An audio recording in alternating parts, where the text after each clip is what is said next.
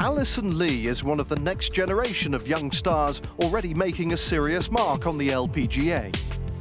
The former #1 on the World Amateur Golf Ranking turned pro in 2014, immediately after sharing medalist honours with Minjee Lee at qualifying school. The elite players in the women's game seem to get younger and more accomplished year on year, but this hasn't surprised Lee, who knew exactly what to expect from the talented generation emerging on tour. A lot of these girls, even like Lydia, Lexi, Jessica, we all played junior golf together. So I've known a lot of them since I was, before even a teenager. And so from that age, I just feel like all of us were so good when we were younger. It just kind of brought a new level to the women's golf game, and you just kind of had to be good at a young age, or else there was no other option. Having excelled as a junior, Alison's keen to support the game's future stars. Just 3 years after competing in her last AJGA event, she partnered the organisation in hosting the Under Armour Alison Lee Championship. AJGA, has been a big part of my junior golf career, and they have a big part in my heart. There were actually people playing in the field that I played junior golf with, which was very strange to be able to have an event like that and inspire young girls and boys to play golf and maybe potentially have a professional career or get college scholarships. I just think it's really cool. Lee is still searching for her first LPGA Tour win and is hoping to return to the form that saw her qualify for USA's 2015 Solheim Cup team as a rookie. After missing the 2017 edition of the event, Lee is now focused on returning to Team USA in 2019. It's just super cool to be able to have that experience and be very prideful of your country and get to play team golf, because golf is an individual game, and to be able to come together with a few of your friends and play on a team, it's like nothing else.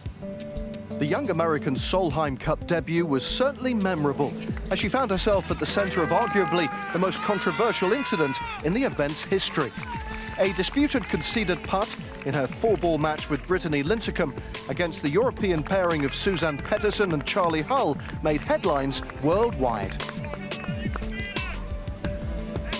Would I want to go through the exact same thing again? Maybe a little bit differently, but it was definitely just to have that many people out there watching. I did have a lot of friends saying, "Oh, I saw you on People magazine's Snapchat story and you're crying," and I was like, "Oh great, it's a picture of me crying." I really wish it was something different, but it was kind of cool because, like I said, it just brought a lot of attention to golf just in general, and a lot of my friends that don't even follow golf at all have been watching golf now. Class Style USA! Woo! Having graduated from college midway through 2017, Lee is now able to devote herself entirely to her golf. On her recent trip to Adelaide, she took the chance to celebrate this achievement with fellow UCLA alumni Bronte Law by making a trip to one of Australia's best-known wineries.